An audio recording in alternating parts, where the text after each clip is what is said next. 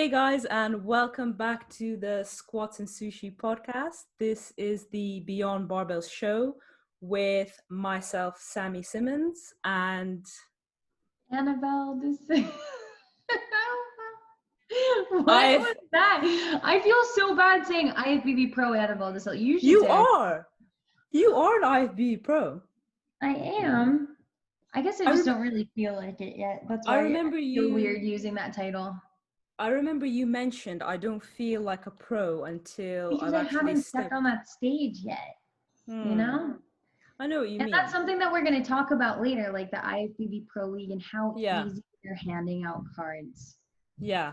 We'll definitely go into that. So guys, we hope you enjoyed the last episode. It was kind of rusty because it was our first time doing it, but we hope you enjoy this kind of. We appreciate everyone who watched it. Yeah. we hope you enjoy this kind of raw style, where we keep little parts in, like when Annabel needed to go use the toilet and stuff like that. But we're going to kick off by just discussing a few questions that we wanted to discuss. And then obviously questions we got from Instagram.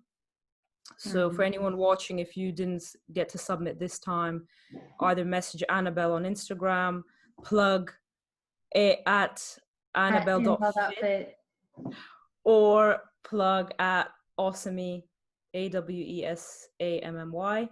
We're going to start with our first exercise. First question, which is, what is your favorite delt exercise? It has to be crucifix lateral raises. 100%. They're so good. So this is an exercise that I feel like it's quite new to the kind of bodybuilding community, fitness community. Yes, you don't really see a lot of, especially out here in the States, you don't see a lot of people doing them. Yeah. Not like with that setup of seated, having like opposite hands and pulling back like that. You'll see a lot of people just standing and doing cable lateral raises. Yeah, but you don't see that setup. Yeah. And who made that? Was it JP? I think so. Put it out there? I think it is JP. Okay. So his name is Trained by JP on Instagram. I was actually going to, because this is a podcast that's on YouTube and visual, I was gonna have my screen share at some points. If we talk about someone, we can always like open their page up, and we can actually even open the exercise itself. So we can do stuff like that. But yeah, so this exercise, it's definitely not something that Arnie used to do. I think the reason why a lot of people don't do it potentially is because they either don't know about it or they think it's quite long to set up. In reality, if you have a close cable stack in your gym, it's very easy to set up. That's all you need. Yeah. And I mean, we're improvising so well. Even if you have like one cable, you're able to do it. Yeah, exactly. What do you find that really stood out to you about that exercise? Like, why do you enjoy it so much? Because it makes the lowering part so much harder. Yeah. There's just constant tension, right? And yeah. Just I feel my delt from starting to end. Yeah. I also feel like it switches off your traps. Massively. I think one of the biggest issues with lateral raises is it's so easy to use your traps. A lot of people, they go like this when they lift especially when it gets heavier.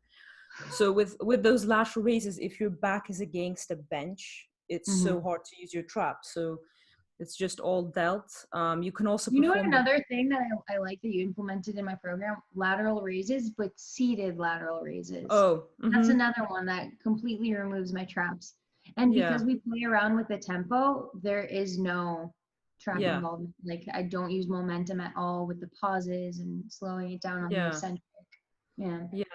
Performing a lot of upper body stuff, chest supported and seated, is one of my favorite because it helps you stay stable and it really helps you switch off other muscles. So like, for example, with bicep curl, if you do it standing, it's so easy to use momentum. Whereas if you're sat down, you can't. That's true. Yeah. So would that be your favorite delt exercise, or do you have another favorite? Yeah, I like that as well as the lying cable lateral raises. So it's the same thing, the same crucifix, but you just lay. You can either lay on a bench or you can lay on the ground. I've done it on the ground, but it's not as comfortable. Oh, I've never done it on the ground. Yeah. So you know what I really like too? Once upon a time we had in our program, it was laying on the ground, the front raises. Oh. Yeah, those feel fire. Those are good. That's a really good exercise, to be honest. Yeah. Because it's a frontal delt exercise. And that's again, another one that I see a lot of people swinging when they're just doing it standing upright. Yeah.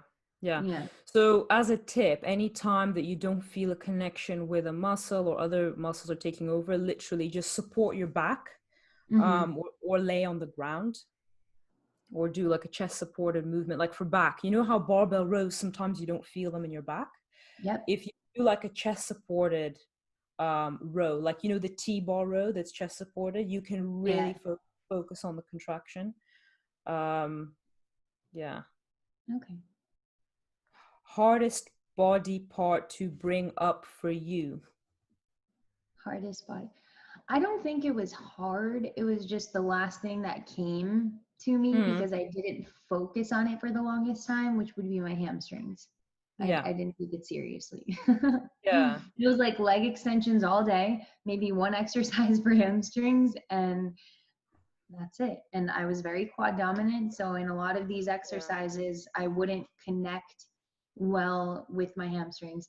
I think the two muscles that took a while for me to actually connect with were A, my hamstrings, and B, my lats. Just now, after 2.5 years of training, can I connect with my lat. Do you feel like in the past you used to feel more of your rear delt when you would do your lats? Yes. Yeah, that's really common. Yeah. And then with hamstrings, you probably always thought glutes, and then you didn't use your hamstrings. So yeah, that is very common that you have certain muscles, and this could be due to genetics, it could be due to the way that you're just used to training, what you think about. I would say for me, it's probably glutes, to be honest. Really? And yeah, but the way I managed to bring them up is by training them so often, which, if I'm honest, at the start of my fitness journey, before I educated myself, could potentially have been what caused my injury, is overtraining and under recovering, which I didn't think existed. I would literally train my legs like 4 times a week sometimes, and not in a way that's 4 times a week. It's like as if, you know, one session is as if I'm only training them once a week, which is very stupid. So more isn't always better. I think you really need to manage the way you train. A really good person to follow is Brett Contreras on Instagram. And he talks about, have you seen this, Annabel? Like, there's exercises that are pumpers, exercises that are stretchers, and exercises that are, forgot what the other term is, but it's how often can you perform that exercise and your glutes can actually recover. I've read something list. So something like abduction you can do like every 2 days or every 1 day, whereas something like I think it was squats. Yeah, hip thrust you can do like every 3 days, for example, or every 2 days, and then a squat you can only do every like 4 days or every 3 days or something. Again, it depends on the variation. I think if it's a machine squat, you can get away with potentially doing it a bit more frequent because it's not as CNS taxing. With a barbell squat, if you're just doing a free weight squat, it will take longer to recover. That makes sense. But yeah, I think it was glutes for me because I don't know, I've just never, I said it in the last podcast how when I first lost weight, someone told me you just have a long back. And I was like, that's so embarrassing. So yeah, I would say that. And then the other thing when I look at my prep pics is probably my delts. And I think it's because I would always use my traps instead. So that cable exercise that we just mentioned, I think that really changed it for me. Changed the game. That's why I get so excited, because when I won my pro card, we weren't using any of these exercises. I never progressed with them. And then a year later, I can't wait to see Yeah, it's gonna be insane. Yeah. Because we didn't do an off season before. We just we just went straight into prep. We didn't. Yeah. All right. So bodybuilders you look up to, be it physique, life, business. We can name a couple. Yeah. All right. So from a physique standpoint, as much as I love Arnie, and do you know who Frank Zane is? As much as I love them, obviously I'm not going to look up to them. But from from female competitors, because I compete in bikini, I don't aspire to do anything like figure or anything like that. As much as I love figure, it's not for me. I would say, do you know who Jennifer Ron, I don't know how to pronounce her last name, you know? Jen Ron. She's on Instagram. With the curly hair, curly long hair? She has dark hair and she wears like a dark red bikini. Can we pull her up on the screen? Yeah, 1 second. That would be nice because I'm not too sure. Let me remember how to do this share screen. Okay. There we go. In the meantime, I will. Okay. Let's see this. Instagram. There we go. Oh, I was thinking about Jennifer Dory with the curly hair. That's not who you're talking about. No.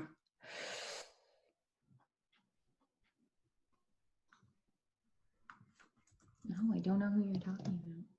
Jennifer. So here she is, Ronzitti. I think that's how you pronounce it. Italian. So she's one of my favorite because I feel like she has a very well balanced physique. Okay. I'm trying to find one of her stage pics. There she is.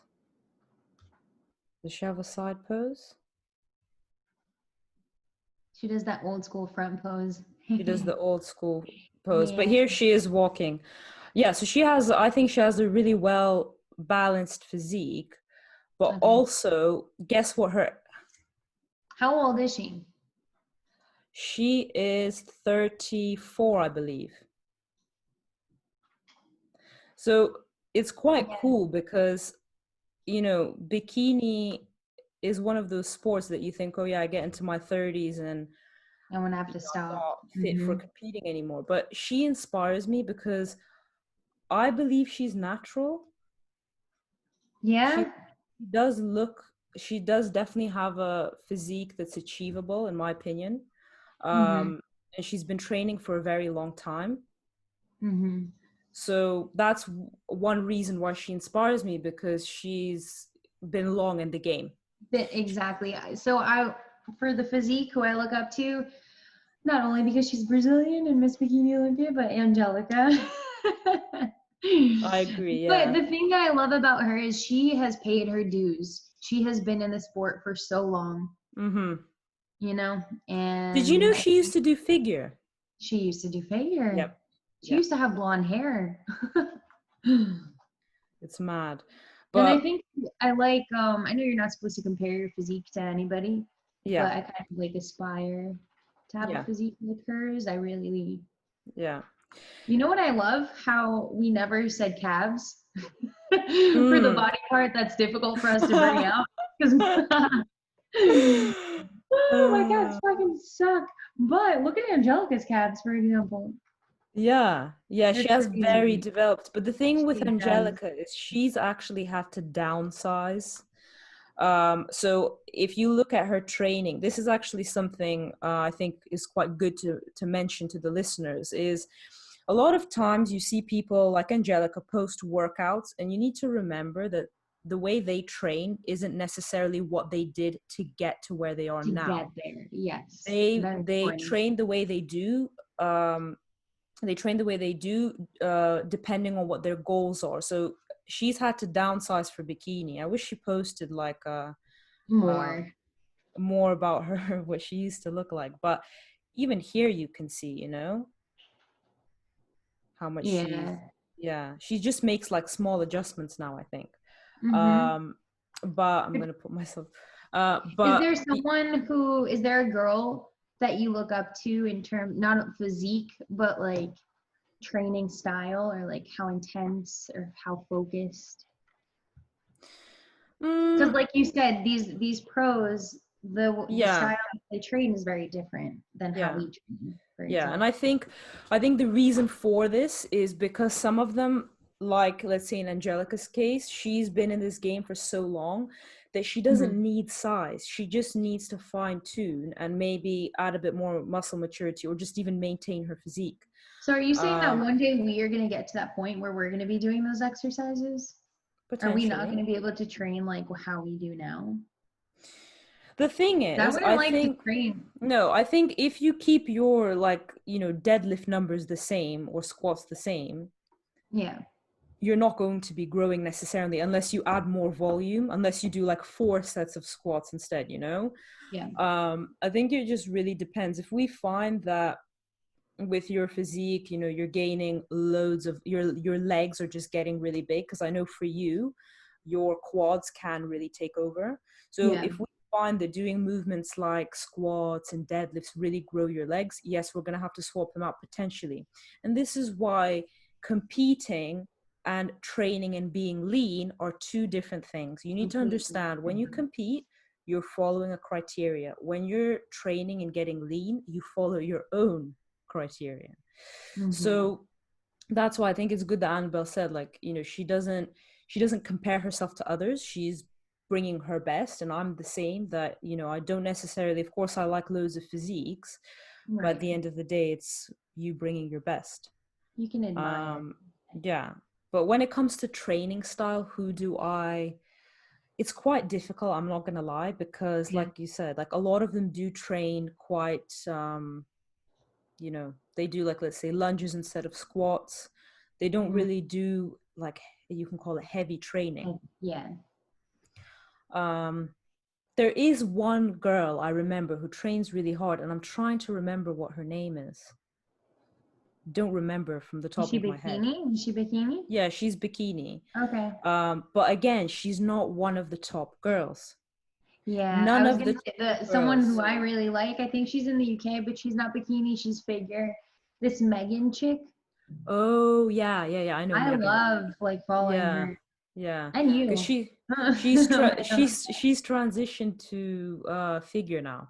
Yeah, and that's when you have to consider, if you really want to compete, but in your class they say you're getting too big, or you can't train the way you want to, you might have to go up a class. So from also one person I'll mention is Ashley. She has a very small frame and physique. I've seen her in real life, so she looks a lot smaller than in her pictures. But I think she has a very different physique. It's almost a bit freaky. Her glute to waist ratio is insane. Her upper body isn't really developed. So I noticed she always hides her upper body with her hair. With her hair, I see that too, yeah. And that's actually a smart technique. If your upper body is either too small or too big, you're not marked down for covering the upper body with some hair. But she has a really cool physique. Those are probably the ones that I would say. Angelica, Jen. Yeah. When it comes to life and business, do you look up to anybody? And this could be a guy or girl. It doesn't have to just be a girl. Yeah. I was actually having this conversation with Seb. When it comes to looking up to anyone in the bodybuilding industry, I think a lot of the time people who compete, they don't necessarily have a big business behind them. And I think there are a few, and the ones who have done so are very smart for doing that. But if you have a look at some of the top athletes, they don't really have a business. They don't have a brand necessarily. They have they're sponsored by, let's say, a supplement company. Yeah. And they do a bit of online coaching on the side, for example, but they don't really post informational stuff, or they don't really, do you know what I'm talking about? I know what you're saying. But there are a few who do, and those are the people who I'm like, wow, So JP, he comes to me at the top of my head because not only is he UK based, I started following him in 2016. Okay. And back then he was, you know, no one really knew who he was. And he's created a member site. He's created a supplement company. Oh, yeah. He was actually my first coach Really? when it came to competing. Yeah. Well, him and his girlfriend. Corinne, and then he also has like a clothing brand. So he's done very well when it comes to like developing bodybuilding in the UK. Yeah. From a business perspective in the US, someone who's not actually a bodybuilder, she's a powerlifter. Do you know who Steffi Cohen is? Yes, I do. So what I like about Steffi Cohen is there's no one like her. She's really on it. She posts informational stuff. She's developed her own brand called Hybrid. She has a podcast. She has like an online site where you can join and, you know, be on the program. She's now decided to try out and do bodybuilding. She's doing a physique show, a figure show. Yeah, and guess who her coach is? Who? Ben Pakulski. So with her, I feel like she's just so well-rounded. Very well-rounded. That is the perfect word. Exactly. And I think when you're just so focused on one thing from a business perspective, you either have to be really good at that one thing, or else you're not going to attract a large audience. And she's really good at appealing to loads of people, you know? Yeah. So I really like her, to be honest. And then... Do you know a guy called Seth Ferrucci? No? American. Okay, he's like no filter. Yeah.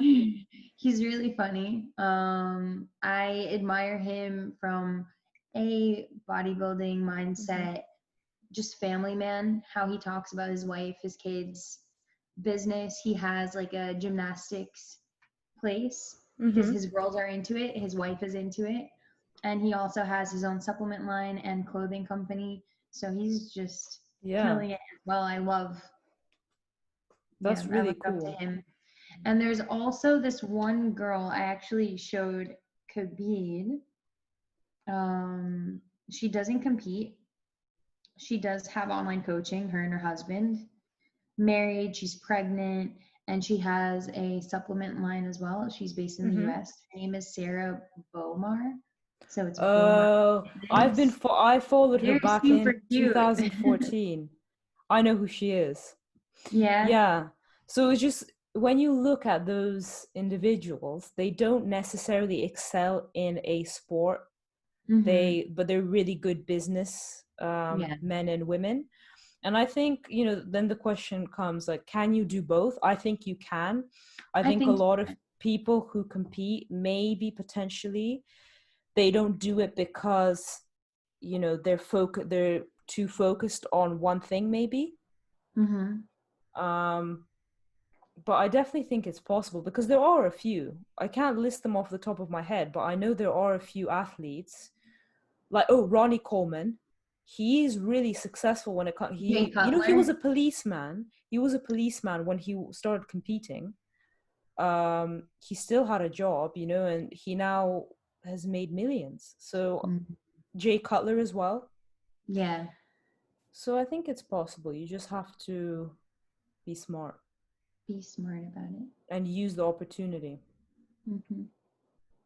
So, yeah. And then I think you said from a life perspective, or did you mean business and life? Yeah, business and life. Yeah. Is there anybody else you'd want to mention? I think that's off the top of my head, well, of course, Arnie, because if you think about it, he's the one who really progressed this sport, not only by, you know, Arnold's festival. Yeah, he put like the bodybuilding.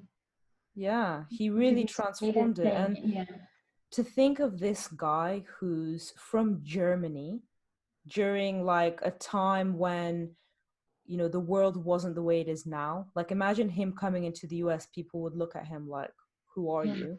You know? And not only did he become an actor, he also actually became what do they call the mayor in the US? Mayor of... Was it Canada? No, it was in the US. He became the mayor of LA, Los Angeles. And then something in Canada, right? I'm not sure. And he became, is it 6 times Mr. Olympia? I don't remember. I think it was 6 times, but just everything that he's achieved, and he started with nothing. It's not like he had it handed down to him during a really hard time as well. And he kind of revolutionized bodybuilding and created this whole like golden era bodybuilding. Right. To me, that's amazing, so I think, him as well. Yeah, but there's loads of, we can go on about like listing different people. We can make a podcast just on talking about people. Yeah. That leads us onto the question about the way the IFBB Pro League is now giving out pro cards, and our kind of thoughts about it. Well, good thing it's in the middle of our podcast. But I don't like how easy it is now. I think once upon a time it was very difficult, right? And it was something like, whoa, you have a pro card.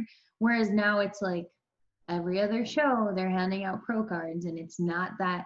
That is why I tell you, I don't feel like I can consider myself a pro because I have a card, I need to do something with that to consider myself a pro. So only winning something or, placing like top 5, am I then going to feel like it? So I understand where you're so coming common. From.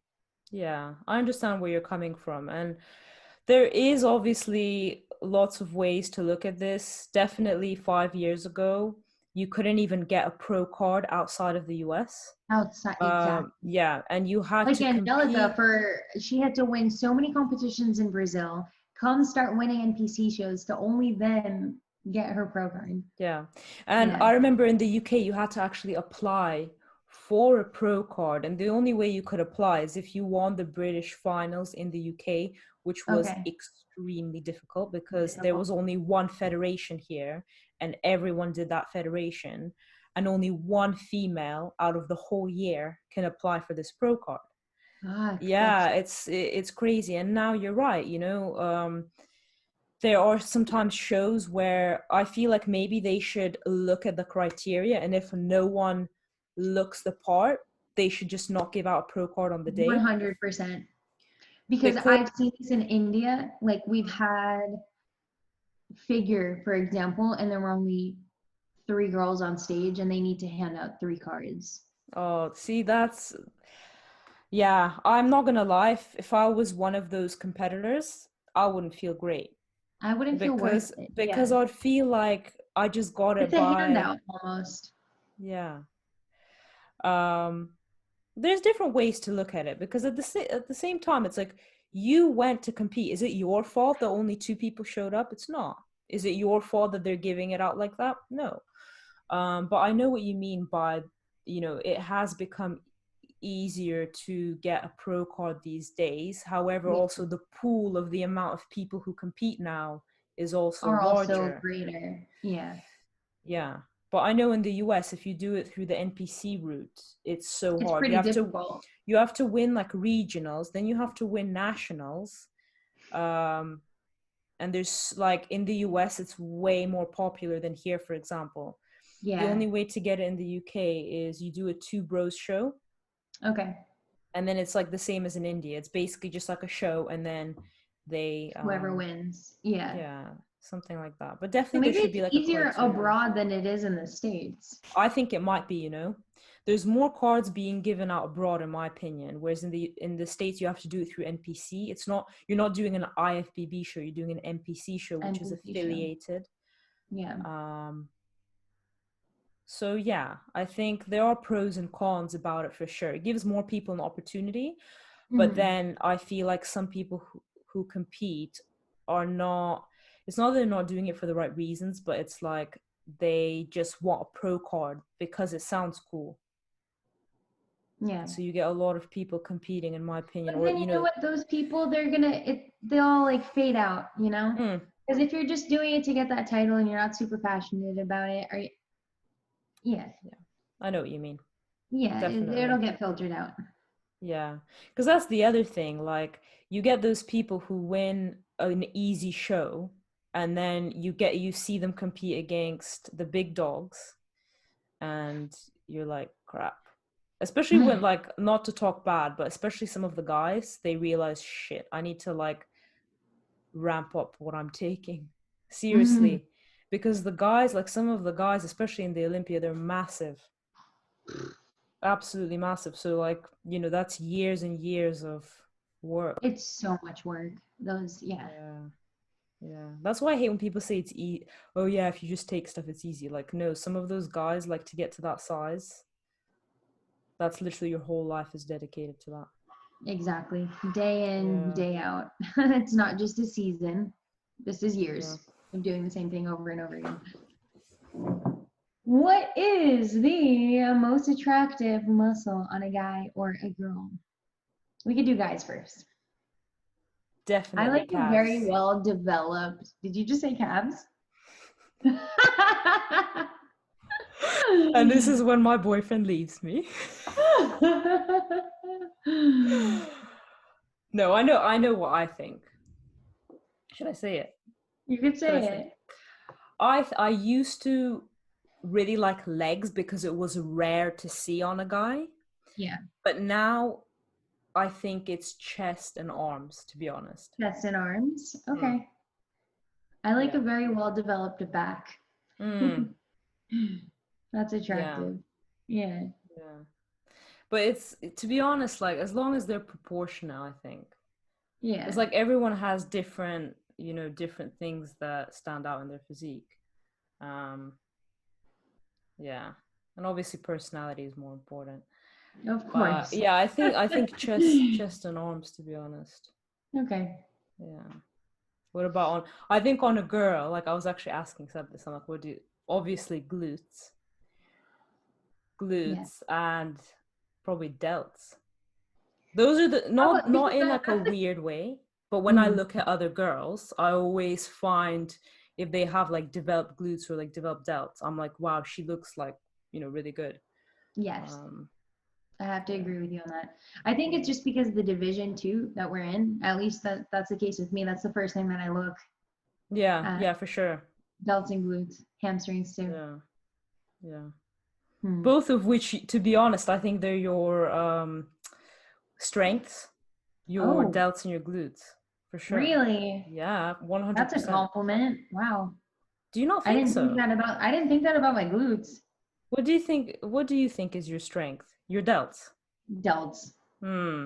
Yeah. I think the reason you don't think delts, and maybe just like the proportion, like the shape itself. I think it's very like the symmetry. Yeah. From top to bottom now. Yeah. Maybe you don't think glutes because you've never seen them seriously peeled. Never. Like super lean. Yeah. So, and plus that's the other thing. When you can't see a muscle, so like your back, you never know what it looks like unless you like take a picture or something. Right. So you don't see it on a day-to-day basis. Yeah. Right. On to so these were quite like bodybuilding focused questions. Now we're going to answer a few questions that we got asked on Instagram, and some of these are not necessarily like bodybuilding related. They're more like fitness or just coaching. So the first question we got was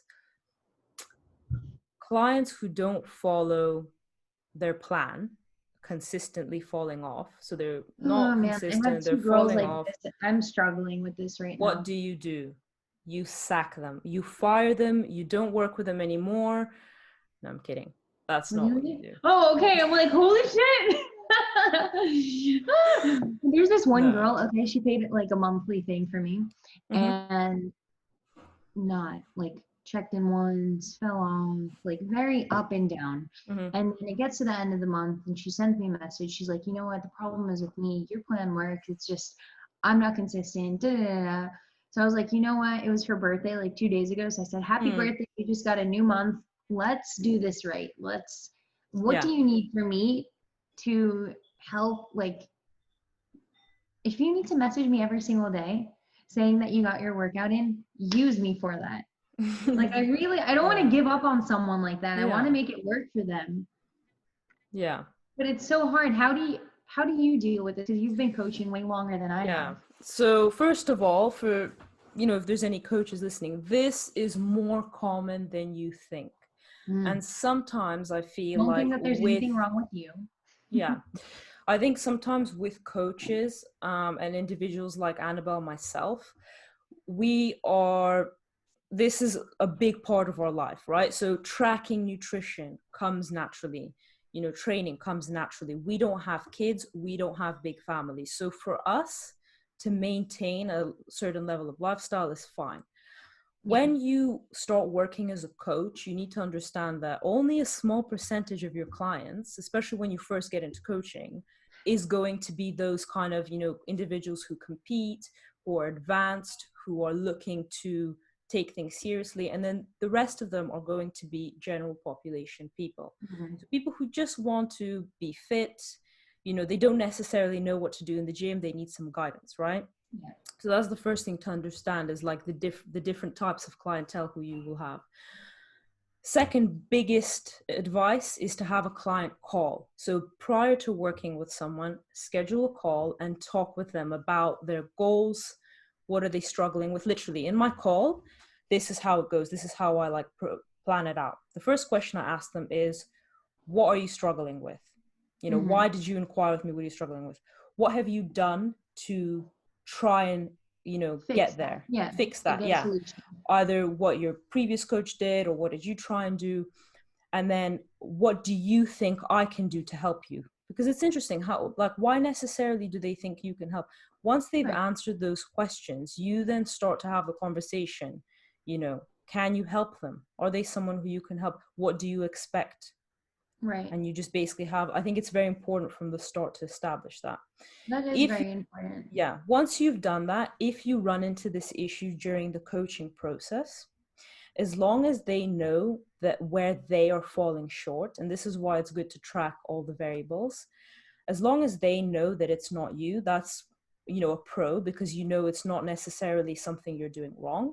So then the final thing is having a conversation with them. Like you said, try and find methods that work for them. And maybe it's too much for them to have macro targets, to have step targets, to have cardio. You might need to dumb it down. Very overwhelming for someone. Yeah. You need to dumb it down and go right, what's she struggling with? Why is she not consistent?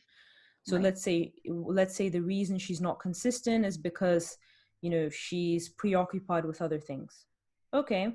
So she doesn't have time to meal prep, let's say, it is a huge part. But in that case, maybe have her aim to have foods that are on their own. So not packaged stuff, just foods like just rice, just chicken. They tend to have less calories than buying something that's packaged.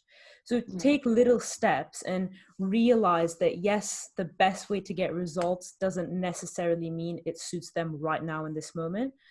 Have them just show up to the gym for now. Have them just do a session. It doesn't have to be perfect, but the fact that they're still, making an effort. Do you also have clients who are the other way around, where they're just starting out and you're able to spot the problems and how you can take these baby steps to get them used to things, right?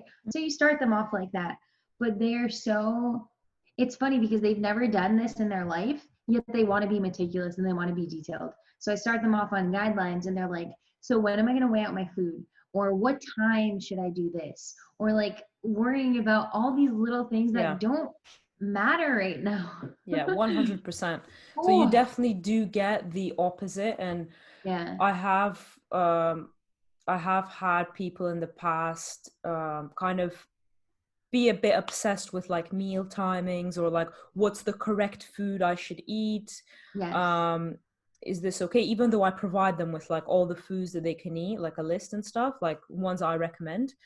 And you know what? I think the best way to reply to those people, I'm not going to lie, sometimes it would get a bit overwhelming because you're oh my God, here we go, a whole email asking about all these little details. But you need to reframe the way you look at these people. You need to go, they're so enthusiastic. They really want to achieve results. You need to make them understand that they don't need to worry about all those little details. And it's nice that they're being so enthusiastic. And you just have to dumb it down for them and just be you know what? You don't need to worry about that right now. What you do need to worry about is just being consistent with, how you track. Yeah, exactly. So that's why a lot of these things coming up, can you see how they potentially can be automated? Do you know what I mean by automated? I do. It's a similar response to a lot of people. So my advice from a business perspective is, if you know that a common question that comes up is, how often do I need to eat? Yeah. Put it somewhere, either in the client's program, in the client handbook, if you have one, so that there's a section that's like frequently asked questions. And then they can go and they go, oh, do you know what I mean? Because I feel like, do you have a client handbook? I don't. Right, that's your homework, your business homework. Write a client handbook that literally goes, it's going to take a while to write. It took mine like 2 weeks to write, but it will have so many things that you don't need to then explain and waste your time. Not waste your time, but you could have avoided that by already having it in a book, like a PDF, you know, and in there it can be like nutrition, talk about what they need to think about nutrition, like eat every 2 to 4 hours, ensure you have minimum this amount of protein per meal, blah blah blah. That's my kind of what I've found over the years, is that I never automated. I always replied the same thing, but I had to retype everything and it was the same thing. So I would advise to do something like that. Yeah, but at the end of the day, to answer the question what to do, work with them. You know, if they're coachable and they listen to you, I'm sure you can find a way to work around that, you know? What's the next question? Food tracking accuracy on online trackers. What are they talking about? Like MyFitnessPal and how accurate it is? Well, it's only as accurate as you plug things in. Like, there's a very big difference to one slice of bread and 26 grams a slice. So that's one thing to look at it, is if you are having a type of food that has a general weight, it might be a good idea to actually weigh it out. And at the back of the package, you will always see per 100 grams. I think in the US it's per serving, isn't it? In the US it's per serving. Yeah. Do they have per 100 or no? No, they don't. That makes it so hard. I know, it makes it so hard, because let me tell you, I was very disappointed last prep because I would weigh out the freaking bagel and it was not 46 grams, it was like 52. So I'm like, what, do I piece another little piece that's of that annoying. Bagel and put it onto here? Yeah. So in the UK, you have like at the back, the serving, and you have per 100 grams. So what you could do, so I guess in your case, you have to find out how many servings are in 100 grams and then just like do the math somehow. But definitely my advice and Annabelle's advice is to weigh out what you're having and make sure that it matches, because especially if you're in prep, like the little details will make a difference. It matters. Yeah. But also, I think what this could also mean is like how accurate, because you know how sometimes the calories don't add up to the macros. So you've hit your macros, but why does that happen? I don't even look at the calories anymore, Sammy. I get pissed. I'm just like, I'm going to hit my macros. That's it. Because anytime I look at the calories, it's over 2,200. And I'm like, what am I doing wrong? So this is a very common thing. I've had it. Everyone's had it. And I think the reason for this is because you need to understand, everyone listening, all of the information, all of the foods on MyFitnessPal, not all of them, but most of them are generated by people. So it's like, I can right now create a food on MyFitnessPal. And if I put something in wrong, then guess what? It's going to be saved there as wrong. And it's not necessarily approved. Even the green check mark ones sometimes are not correct. So that's why my advice, you don't have to create a new food. Just double check that what it says on the label is the same as what it says on the, And I've had it a few times where it doesn't match. So then I just create a new food. So how accurate are they? You need to double check for sure. Okay. Yeah. But definitely if you're starting to get into tracking food, because I see this with a lot of girls that come to me, they'll measure everything out in cups, tablespoons, that's going to vary. So the best thing that you can do is ounces, grams. 100%. Yeah, I never liked cup measurements or tablespoon or anything like that. Sure, it might be convenient, but if you have a weighing scale, why not just measure everything? Exactly. You know? And then one last thing I will say, this is a huge one. The amount of people who weigh their rice cooked. And there's a huge problem with that. And the reason why it's a problem, I remember when you used to do that. Do you still do it now? I still do it till this day. Crap. Sammy, I weigh everything cooked. The only thing that I weigh uncooked is my oats. Potatoes cooked, rice cooked, chicken cooked. Wait, and you know when you enter them into MyFitnessPal, do you search for cooked? Yes, of course. Okay, so nothing. Don't freak out just yet, because I'm gonna cover why this is a problem and why maybe you should start tracking it raw. So okay. So there's nothing wrong with tracking cooked, because it makes sense. Like, oh, well, I'm just going to bulk cook and then I'm just going to weigh it out. Makes sense, right? However, think about this way. Why, you know, when you weigh rice, it weighs like, let's say 100 grams when you start cooking it. And then at the end of the cooking process, it weighs a different number, and it's usually a higher number. Not usually, always is a higher number. Always, yeah. Because the rice has absorbed the water. Right. Now, the longer you cook the rice, the more of the water is, well, depending how much water you put in. But if you take it out and it's literally absorbed all the water, it's going to weigh one amount. If you cooked it a bit less, and let's say the rice isn't fully cooked, like it's a bit still like almost like sticky rice, that's going to weigh a different number. Does that make sense? What if I make the rice the same way every single time? But if you make it the same way, you have like a rice cooker and you've just been so consistent with it, I think it's probably not a big deal. You can continue doing it. But I've always preferred to weigh things raw. Same with potatoes. So if you literally, depending on the size of the potato, again, depending how long you've cooked it, there is two variables here. If you put a small potato for 30 minutes in the oven, if you put a big one for 30 minutes, they're going to weigh different, because, you know, the heat in the oven is going to be way too much heat for something this big. Right. But if it's a big potato, it'll take longer to cook in the oven. What if I dice my potatoes and then I just weigh it out after cook? See, that's the other thing. Like, are your slices the same? No. So maybe more water will escape from the potato. Don't worry about it. I'm just saying that. Oh my God. So if I've even prepped like this entire time. If you've been consistent with it, I'm sure it won't make a huge difference. But if you want to be like super on point, I would weigh things raw, because then there's no going wrong. A raw potato is a raw potato. A cooked potato, is it boiled? Is it in the oven? How long did they put it in the oven for in the MyFitnessPal app? What temperature did they cook it at? That all plays a massive role. So anyone listening, if you want to be super accurate, super consistent, weigh everything raw. And if you meal prep, want to give like a huge tip, if you're making potato but you're not dicing it, take a potato and carve in how much it weighs and then put it in the fridge. Because then you take it out and it says 300 and you're, oh, okay, cool, I'll put that in MyFitnessPal, 300 raw. Does that make sense? It does. It's kind of cool, isn't it? Don't be upset. Now I'm like thinking about everything that I've done up until this point. I'm like, fuck. What's in the past is in the past. So if you want to now be a bit more accurate, you can just count things raw. Yeah. Right. Next question. Quite a good one. We may have covered it in the past. How to lose body fat while keeping muscle.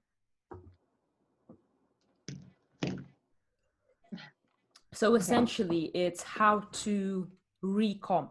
No, not really recomp, actually. It's, for example, if you're prepping for a show, how do you keep preserve all your muscle? Yeah. So you're going to be in a deficit, right? Firstly.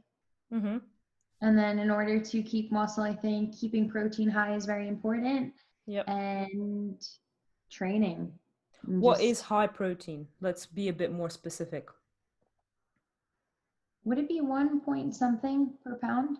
Trying to think where we're at right now. I would say have at least 1 gram per pound of body weight. When you're in prep, you can have it a bit higher. I don't believe in a super high protein diet because it only causes digestive issues. I think we've actually found this with you as well. Causes digestive issues, and actually at a certain point it doesn't become beneficial and your body converts the extra protein into carbohydrates. Yes. So why not just eat more carbs, you know? So I would say anywhere between 1 to 1.2 maybe grams per pound. So yes, that's correct. You want to keep protein high. What was the second point? The second one was just training. Make sure that you're giving your muscle enough stimulus. Like the same 100%. Way you built your muscle, you got to train the same way to keep it. Yeah. So just because you're in a deficit doesn't mean you have to now do 10 to 15 or 15 plus reps. Lighter reps and lighter weight and higher reps to tone. Yeah, that's wrong. You're gonna, to be honest, I don't know how much muscle you're gonna lose doing that, but I just know that that's not the way to do it. You need to keep the same stimulus on the muscle and manage your recovery. The reason why this myth came about, in my opinion, is because people would continue to train the same way as they did in the off season. However, they would forget that their recovery capabilities are a lot lower. Is going down. Mm-hmm. So they, you know, if they used to do 3 to 4 sets, they continue instead of going, I'm going to do 2 sets now instead of 3. Because you need to understand that, you know, depending where you are, like, are you dieting, are you maintaining, you're going to be able to respond differently depending on what you're doing, right? So sometimes it's not about, you know, doing lighter weights. It's about just reducing how much you're doing with the volume. Females can definitely handle a bit more than males, that's for sure. Another big thing is if you're doing barbell squats in the off season and you feel like in prep, you know, it's becoming very difficult. After you do squats, you can't train for the next 3 days because you're just so fatigued. Maybe I think I had this like something with my joints, right? I think it was with tricep extensions or something like that. That's when it's a good idea to change for like a machine-based exercise. But you need to understand, with free weights, it's a lot harder on your CNS compared to, like, let's say a Smith machine or like a hack squat. So you have to just be smart with your exercise selection and manage your recovery. I think those are the main things, really. When it comes to preserving muscle. Would you also say, like, have a limit on how much cardio a person does too? That's important. So yeah, when it comes to cardio and also the form of cardio you're doing. So Stairmaster has been very popularized because, you know, it tones the legs, it makes my glutes bigger. In reality, you know, it's hard to say, because if you've gotten lean with using the Stairmaster, you might psychologically think, oh yeah, the reason my glutes came in this prep is because I used the Stairmaster. I think the Stairmaster is a great cardio tool because it's very challenging. So your body, it's very hard for your body to get really used to it, if that makes sense. So it's always going to raise your heart rate.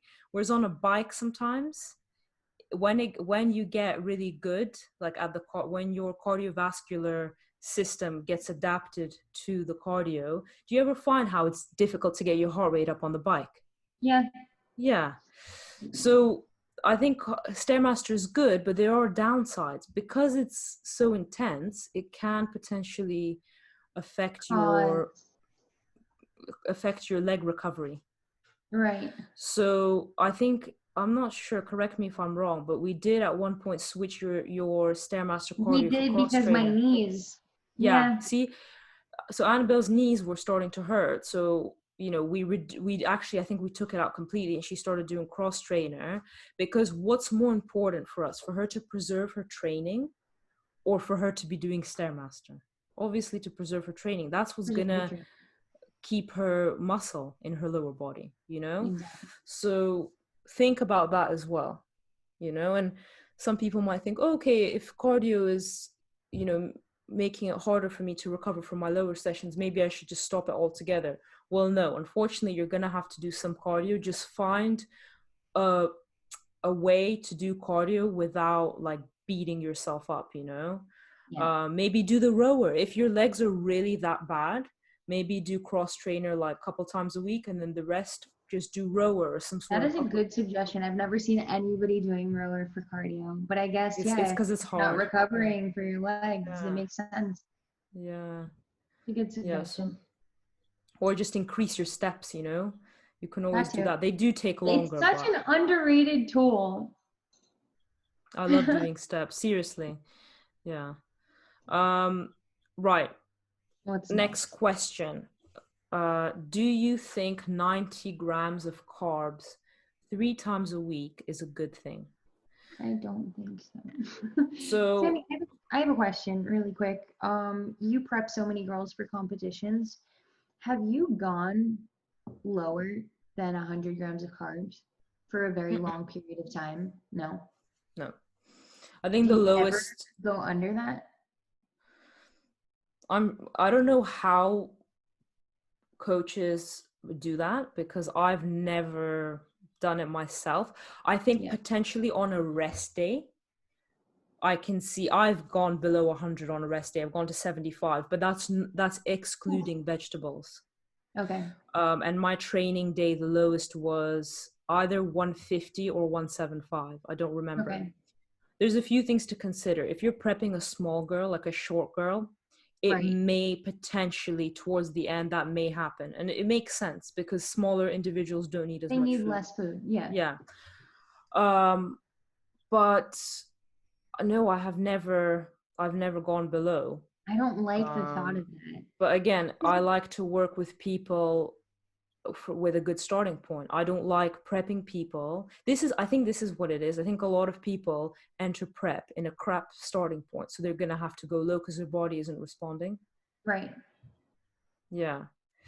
Did you want to say something? No, it just, I don't like that. It makes me cringe reading 90 grams of carbs 3 times a day, because I know personally, even on a prep, I've never gone that low.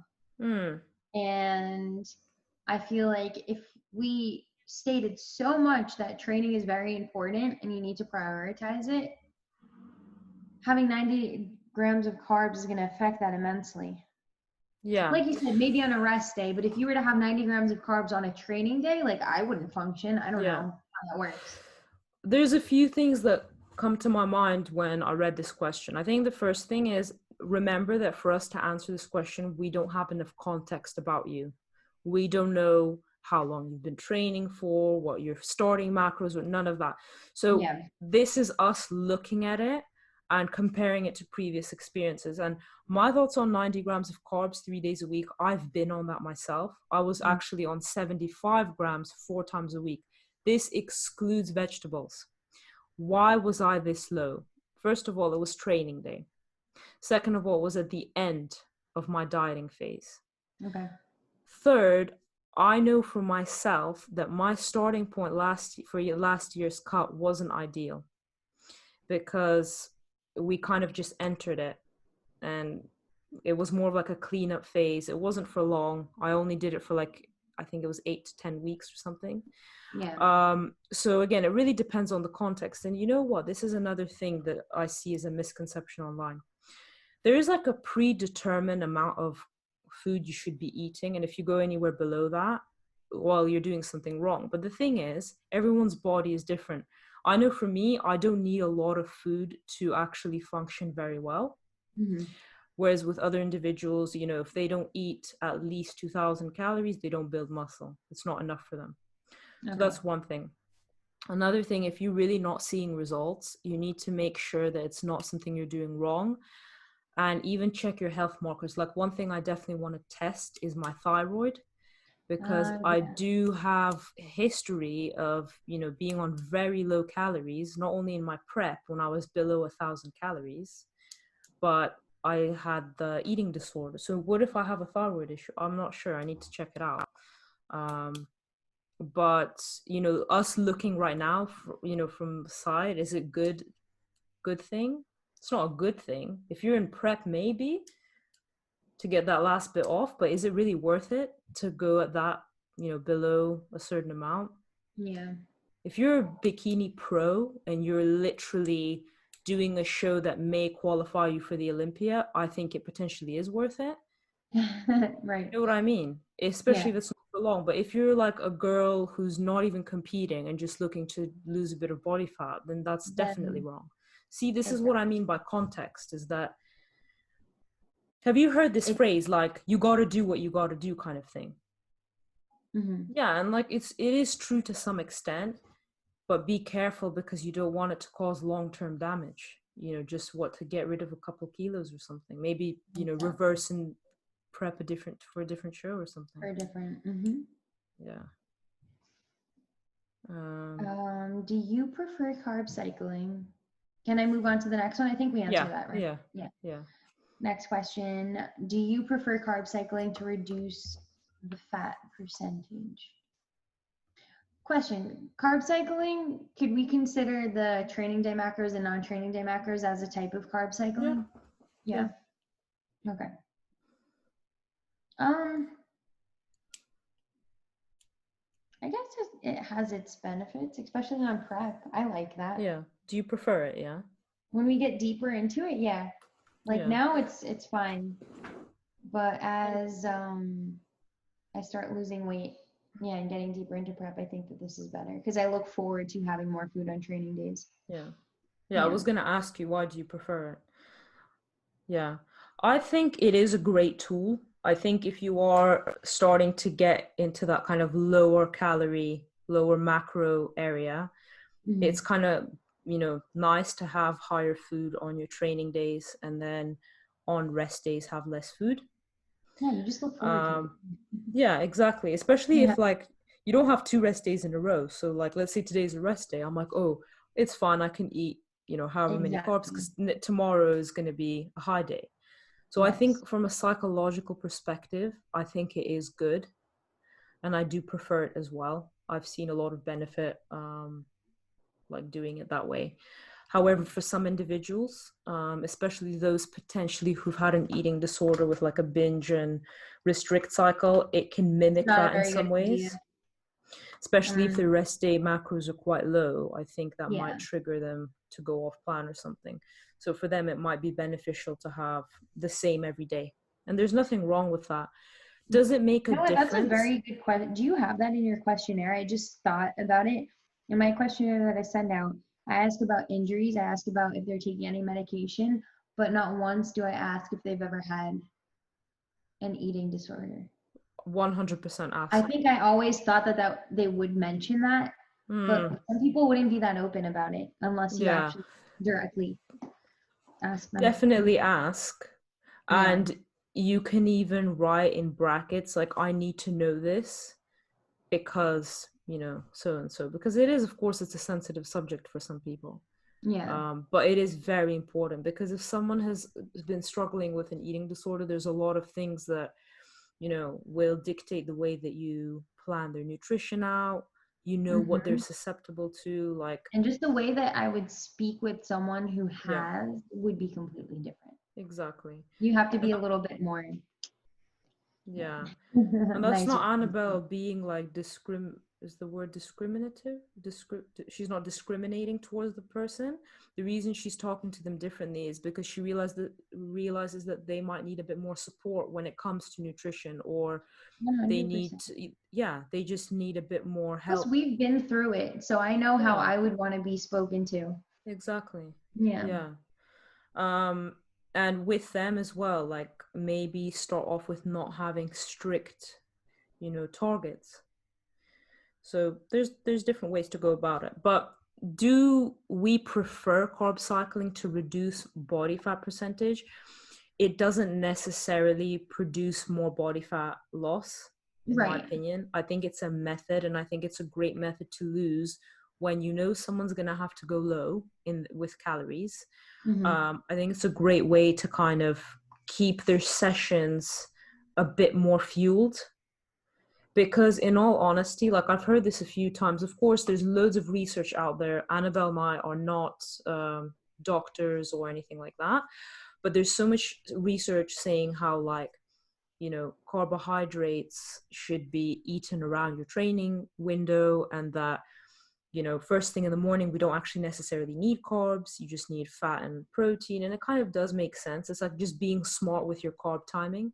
So it would then make sense to translate that into carb cycling and go, carbs, when we say carbs on carb cycling, we're referring to cycling calories, really. Because I think sometimes people forget about that. Oh, I'm eating less carbs. That means, it's because your calories are reduced because you're having less of something. So all you're doing is, the reason you pick carbs and you don't do fat cycling and you don't do protein cycling is because carbs are the one macronutrients that are non-essential for our health. Of course, we function off of the glucose and our brain runs on carbs, which is why when you don't eat carbs, sometimes you're a bit like spacey. Yeah, but it's the one macronutrient that you can actually cycle. Fats, not too much, maybe up to 10 grams, maybe 20, but that's a bit too much even. It's so interesting how you said that, because I've never thought of it that way, but it's so true. You're not going to cycle protein and you're not going to cycle fat. No.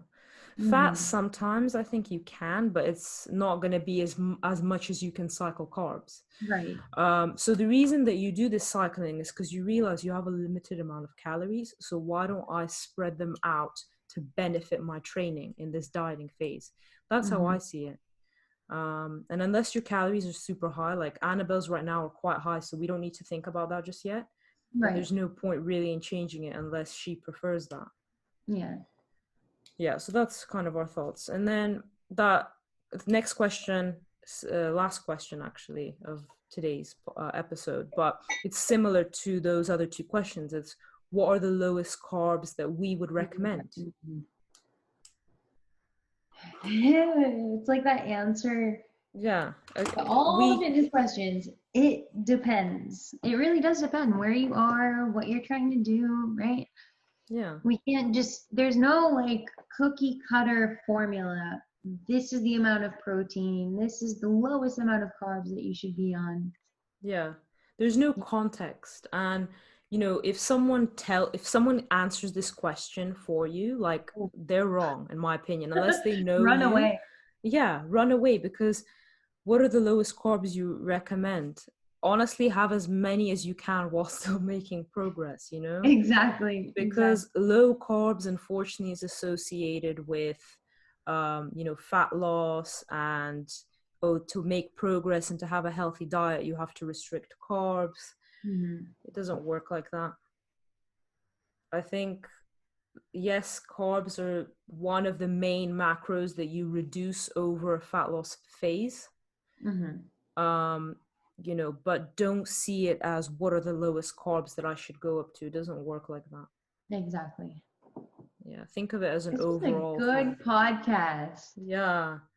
This was really good. Maybe you should always come up with the initial questions.